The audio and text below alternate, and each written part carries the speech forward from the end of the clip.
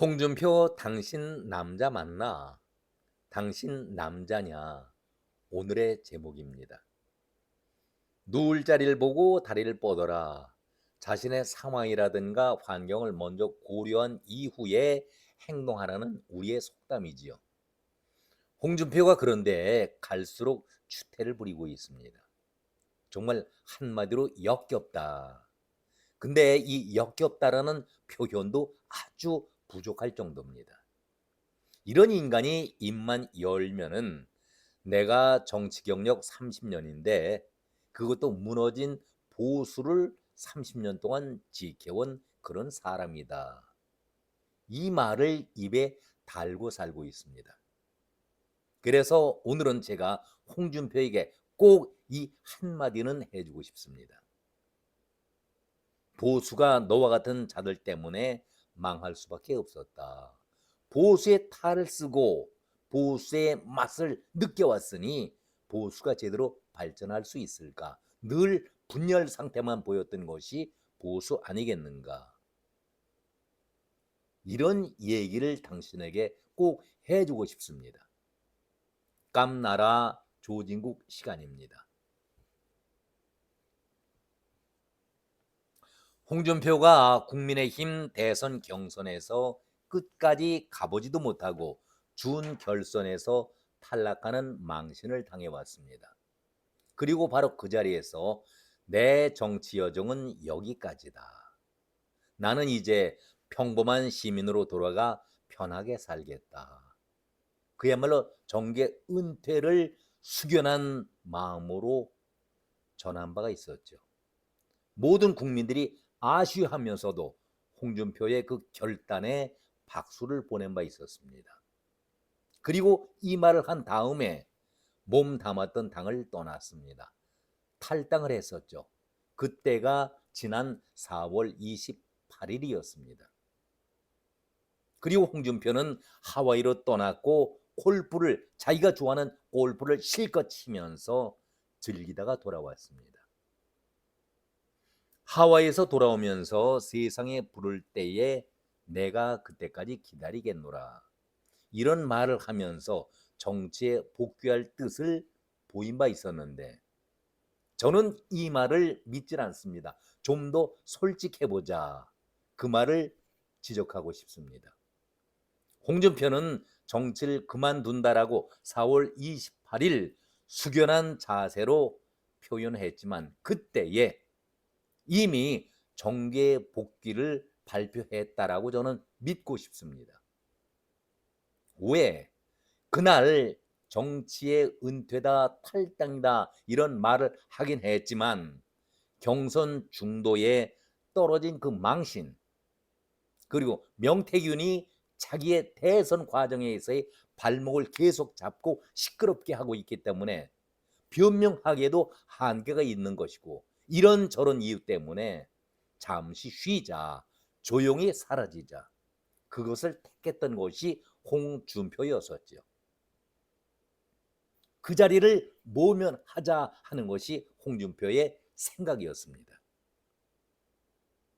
하와이로 골프를 치러 가면서 정계 복귀를 해야지 그냥 내가 있다라면은 홍준표가 아니지. 이런 얘기를 대놓고 하진 못했지만 귀국할 때 얘기한 것 아니겠습니까? 아니 이 세상에서 대한민국처럼 정치인들이 편한 곳이 어디 있겠는가? 특혜라는 특혜는 다 누리지. 특권 갑질은 마음껏 부리고 있지. 죄를 짓더라도 오히려 큰 소리 치는 곳이 정치판 아니겠는가? 그리고 나이 제한이 있는가? 최고의 지상낙원의 정치판인데 이런 직장, 이런 직업을 내가 스스로 놓는다, 포기한다? 박지원이처럼 죽을 때까지 빌붙어서 살아야지. 무슨 소리 하는 거야? 이걸 포기를 왜 해?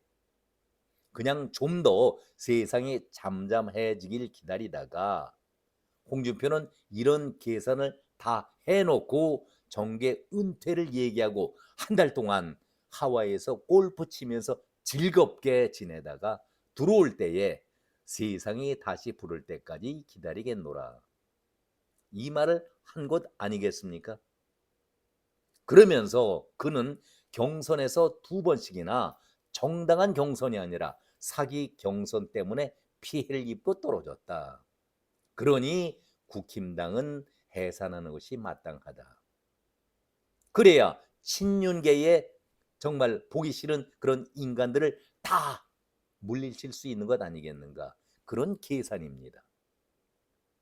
자기가 돌아올 명분을 확실하게 만들겠다. 바로 2달 전에 보였던 홍준표의 모습입니다.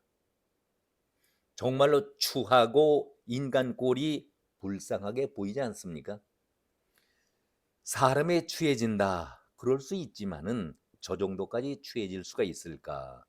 솔직히 안타깝기도 하고 사는 것이 뭔지 연민의 정을 느끼게 됩니다.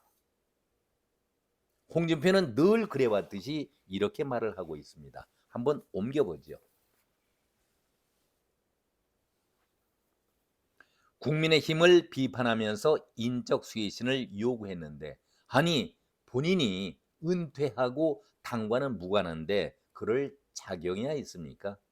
아무튼 그것도 좋고 2017년 3월부터 윤석열, 한동훈이 문재인의 사냥개가 되어 이명박, 박근혜를 잔인하게 사냥을 하고 보수 인사들을 수백 명을 무차별 구속하고 5명의 자살자를 낸 그 국정농단 프레임의 사건을 나는 그동안 한시라도 잊은 적이 없었다. 대단히 의리가 깊은 그런 홍준표 아니겠습니까? 그런데도 이 땅의 소위 보수라는 사람들은 문재인의 2사냥개를 추종하고 그들을 보수 정당으로 모셔와 레밍처럼 따르던 그 세월도 단 한 번도 잊은 적이 없다. 이제 자기들이 행한 그 업보를 그 2사람이 받고 있는 것이다. 레밍, 글쎄요, 나그네 쥐라는 표현이 적당할지 모르겠습니다만은 그러니까 이 사람 저 사람 눈치를 보아가면서 자기의 정치 소신, 철학이 없이 따라다니고 그 분위기에 젖어 사는 것을 레밍이라고 얘기하고 있는데 아마 그런 뜻으로 홍준표가 자기는 깨끗하고 바르게 정치하는데 대부분의 친윤이라든가 보수를 자임하면서 위장 보수를 하면서 위장 보수는 본인이 한 것이죠. 그런데 남들을 탓하면서 레미라는 표현을 썼는데 좀 제가 볼 때는 닭살이 오르고 맞지 않는 표현이다. 이런 말씀을 드리겠습니다. 아무튼 나라 일을 맡았으면 서로 협력해서 잘 하라고 수없이 충고를 했지만 홍준표는 항상 이렇게 바른 사람입니다. 정치 검사들이 격에 안 맞는 자리를 맡아서 서로 싸움질이나 하다가 당을 망치고 보수를 망치고 나라를 망친 죄값을 지금 받고 있는 것이다. 그들의 뇌화, 부화, 뇌동한 그런 일당들도 반드시 그 죄값을 치러야 한다. 그래서 이 땅에 사냥개가 날뛰는 일이 없어지도록 해야 할 것이다. 근데 저는 이런 얘기를 하는 홍준표의 머리를 의심합니다. 아니 정치 30년 동안 늘 남의 잘못, 남 탓이다라는 얘기만 해왔지 자기 자신이 내가 잘못했다라고 한번 인정해 본 적이 있었습니까? 그 소리 들어보신 적 있었습니까?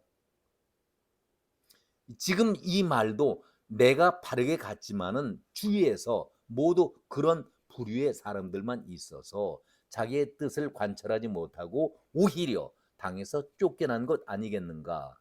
그러니까 그 당을 해산시키고 이제 바른 정치를 내가 해야겠다라는 그 뜻 아니겠습니까? 참 무서운 발언이죠. 홍준표는 부끄러움을 도대체 모르고 염치도 모릅니다. 아주 철판을 얼굴에 깔고 삽니다. 그래서 제가 오늘 제목에 홍준표 당신 남자냐? 남자 맞느냐? 이렇게 제목을 달았었는데 저는 함세웅이라는 자 아주 싫어합니다.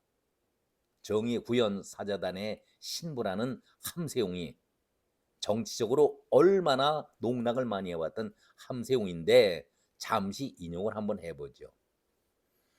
함세웅이라는 자가 추미애 출판 기념식석에서 지난 총선 때에 추미애를 띄워주기 위해서 이런 말을 한 적이 있었죠.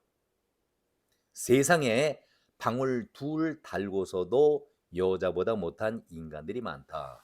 참 그 얘기 쉽게 하기가 어려운데 그 얘기를 했습니다. 출판 기념회 자리에서. 저는 이때에 홍준표의 얼굴이 떠올랐습니다. 윤석열을 감싸고 아첨 부릴 때에 바로 작년 4월 16일 아닙니까? 독대 사건. 얼마나 윤석열에게 사랑을 받아가면서 윤석열을 지켜야 한다. 반드시 윤 정부가 성공해야 된다. 입에 침이 마르도록 윤석열을 감싸고 지키겠다. 얘기했었는데 1년도 못 갔네요. 김건희를 비난했을 때에 참 사람들 좀스럽게 째째하게 그래 아내 정도를 건드리니 이렇게 말하던 자가 호박홍 아니겠습니까? 코를 땅에 박을 정도로 압을 떠는 홍준표 아니겠습니까? 그런데 이제는 돌아볼 일이 없죠. 감쌀 일이 없습니다. 윤석열, 한동훈, 김건희, 정진석에 그리고 쌍권, 권영세, 권성동, 윤핵관 모두를 싸잡아서 독소를 퍼붓고 나는 거기에서 희생당한 피해자일 뿐이다. 이런 얘기를 합니다. 이거 얼마나 부끄러운 짓입니까? 정치 30년을 해왔다라는 자의 입에서 고작 한다는 말이 이 정도 수준의 발언입니까? 당도 떠났고 정계도 은퇴했다라고 자기 입으로 4월 28일 날 얘기를 했었는데 1년이 지났습니까? 마치 부모 죽인 원수 철천지 원수를 찾아서 전국을 누비고 복수국을 펼치는 효자 아들의 모습을 보는 것 같아서 정말 씁쓸합니다. 이것이 정치판이라고 하면은 홍준표가 다시 정치를 하겠다. 물론 계산된 은퇴였습니다마는 우리 정치가 밝아질 수 있겠습니까?